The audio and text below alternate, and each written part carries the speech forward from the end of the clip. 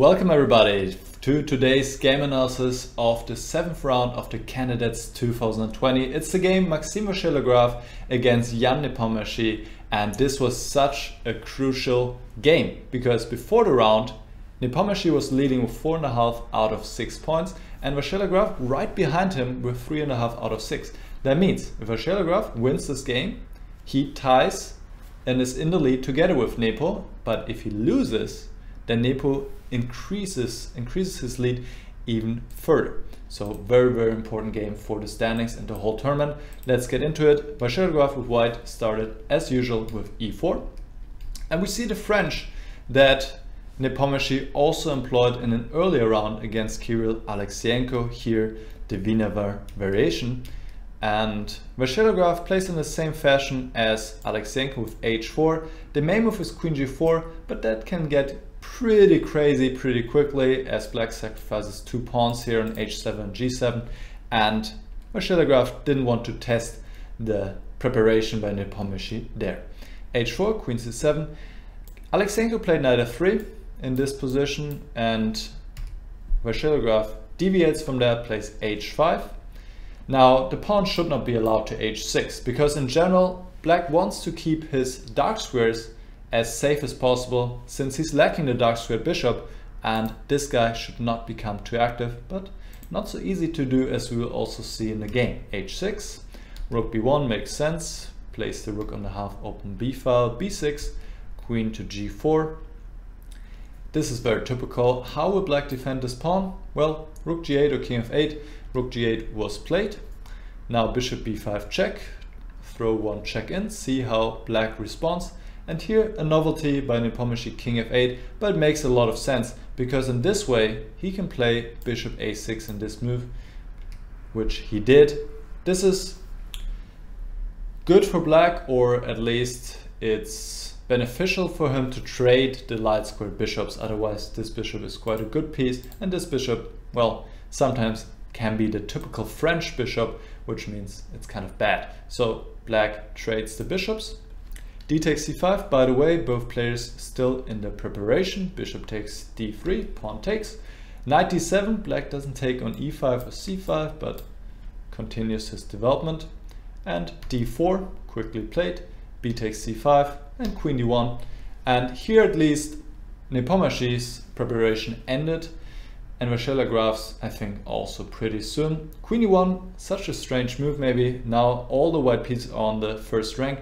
But the point is the queen has done its due diligence on g4, is returning, protecting the squares around the white king, protecting the center, also supporting the push a4.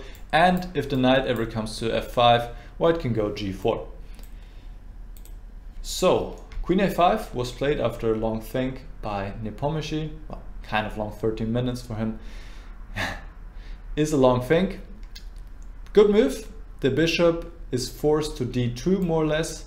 And why is that good? Because in general white wants to play a4 and bring the bishop to this diagonal. If he can achieve that, he is doing quite well, and we'll also see that in the game. Rook b8, that also makes sense, trade some heavy pieces and reduce the attacking potential for white, because in general the main problem for black is these two guys. If those were reversed, so kind of if black could castle here, no problem. But how can black get his king to safety and the rook into a game? That's an issue he will struggle for a lot in this game. Knight e2, white continues his development, and here was a very critical moment in the game. Nepo now decided to close off the position with c4, quite a committal move and probably a strategic mistake. In the press conference, at least, Vachier-Lagrave criticized this move and the computers agree. What was a better alternative? Well, black could go either queen a6 right away, or maybe trade on b1 first and place the queen on a6, where it protects b7, stops the queen from entering, and also keeps an eye on this diagonal and this knight, which means white cannot castle right now.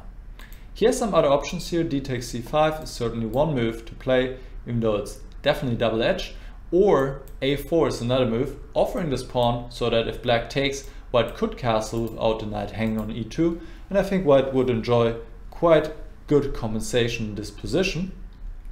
Or white could also play here, or black, excuse me, could also play knight to c6.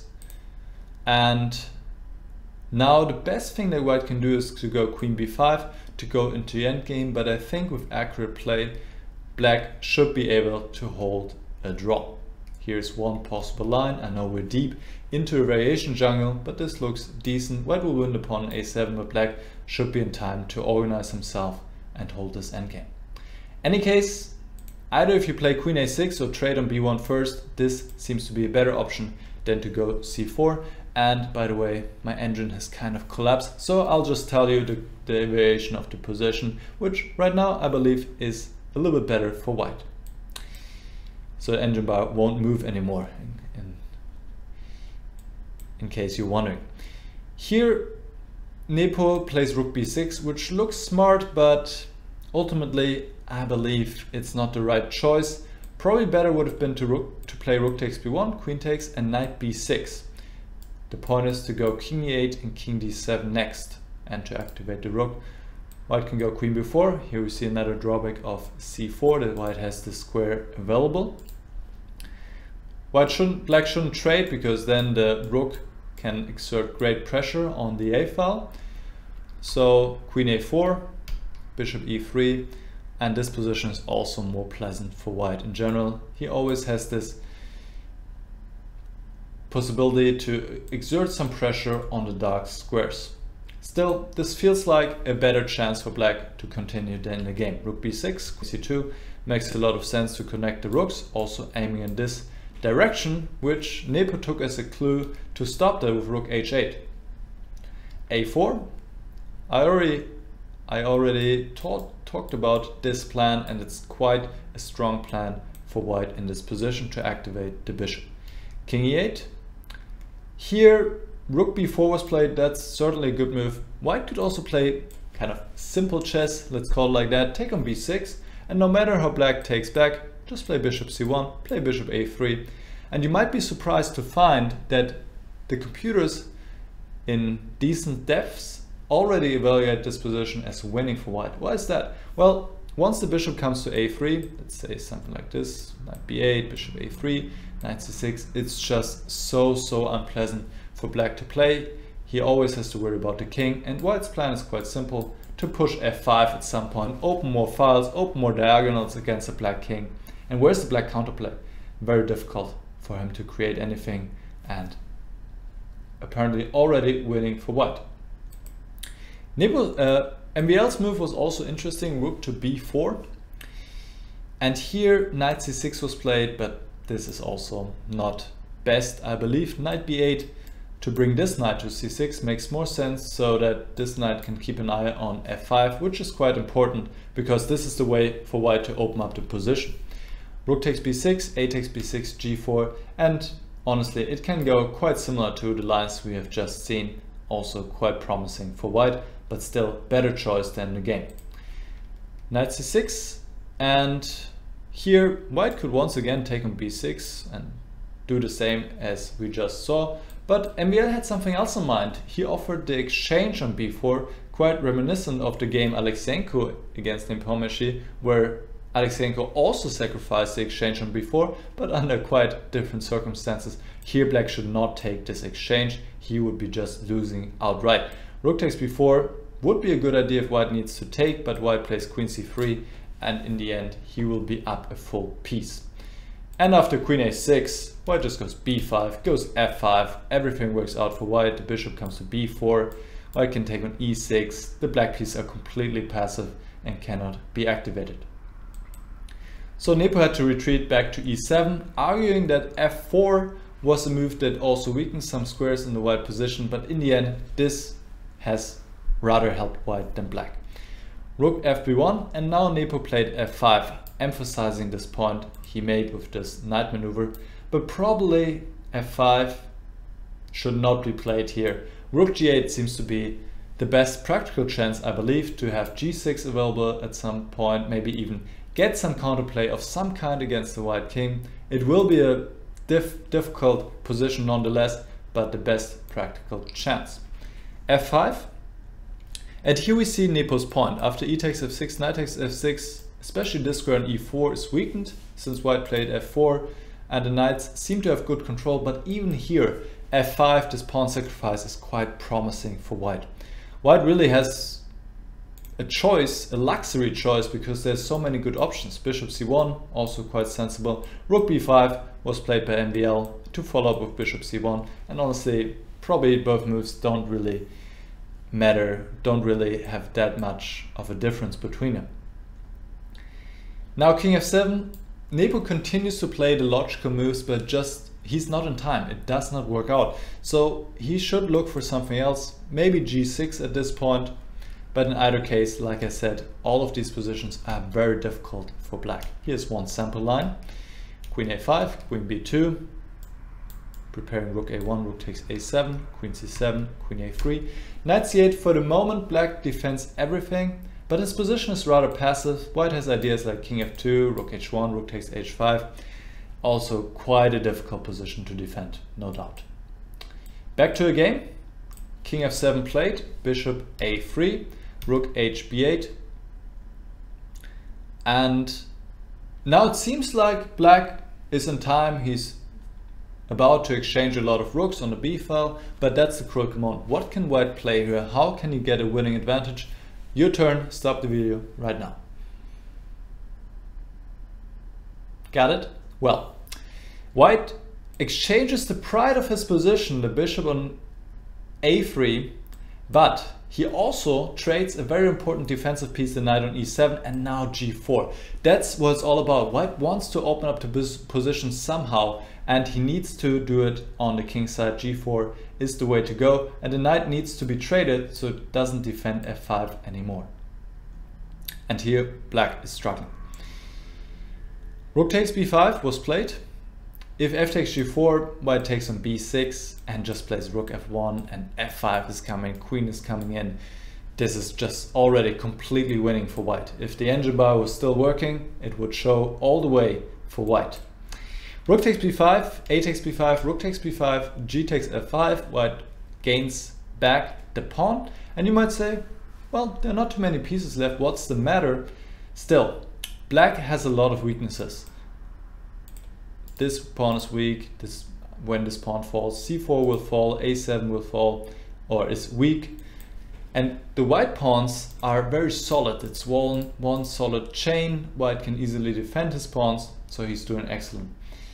Maybe queen b6, another alternative for black. Of course, a queen trade would be quite welcomed, but also here, in the end, black cannot keep all his pawns together, and white is doing excellent.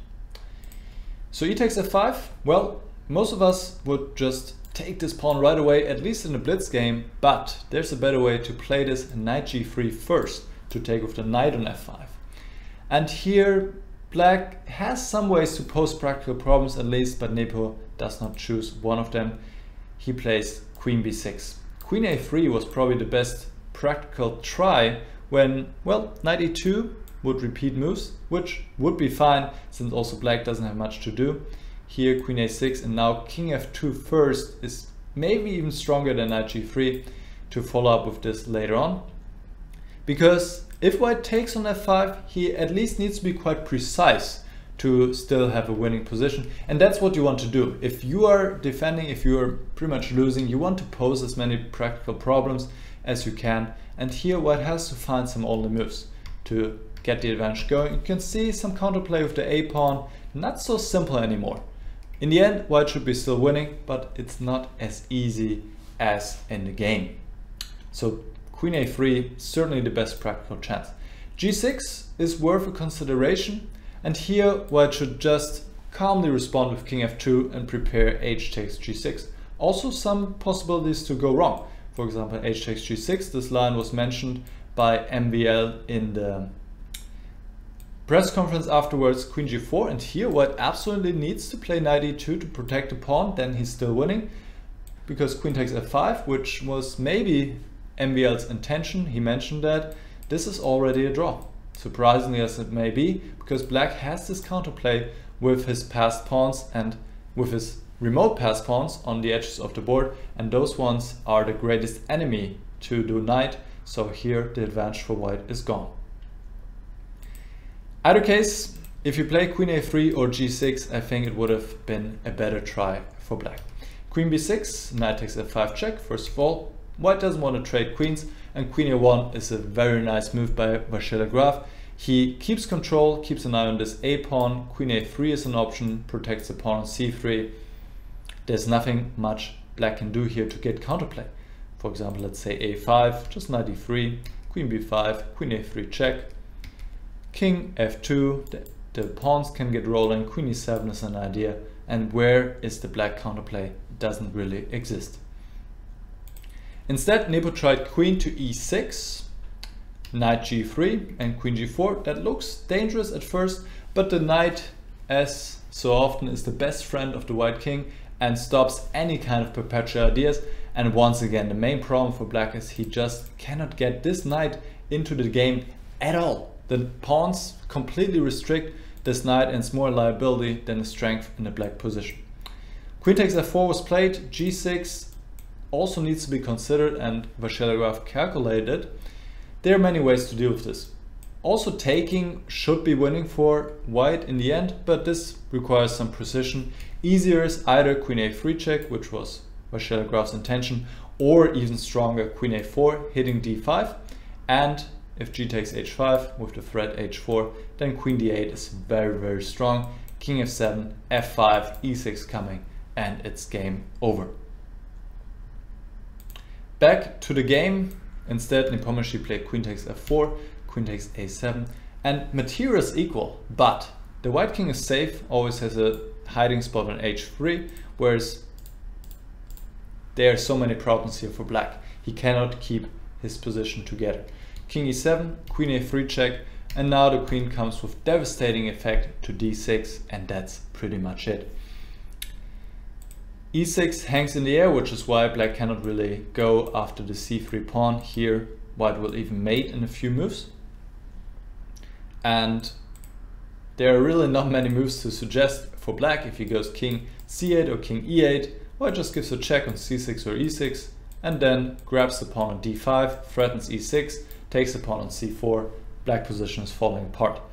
Nepo played g5, but this is just desperation. h6, g6 en passant, h5, g7, and Nepo resigned because, well, there's g8, queen as a threat, and I don't even know what to suggest here. Queen f8, e6, you name it, everything wins for white.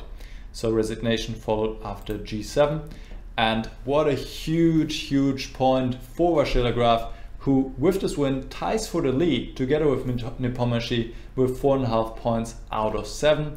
It's the halfway mark. Half tournament has been played, 7 out of 14 rounds, and so far it's looking good for the Frenchman, and of course still for the Russian, who's in the lead, and they're ahead of the pack by 1 point. There's a bunch of players on 50% with 3.5 points. What did you think of the game? Well, let me maybe mention my thoughts. Great game by Vachier-Lagrave. You cannot really criticize anything. Excellent game. Nepo just made some dubious decisions. First and foremost, well, maybe you could criticize the opening choice already, but always easy in hindsight. And then this move c4 seems to be a big strategic error, which really gives white the better play and also the better position. And then in the end or afterwards, he also made some not so great choices. What are your thoughts? Write it down in the comments. Also let me know if you found the win for Vachier-Lagrave. This bishop takes e7, kind of surprising but very strong. g4, opening up the king side.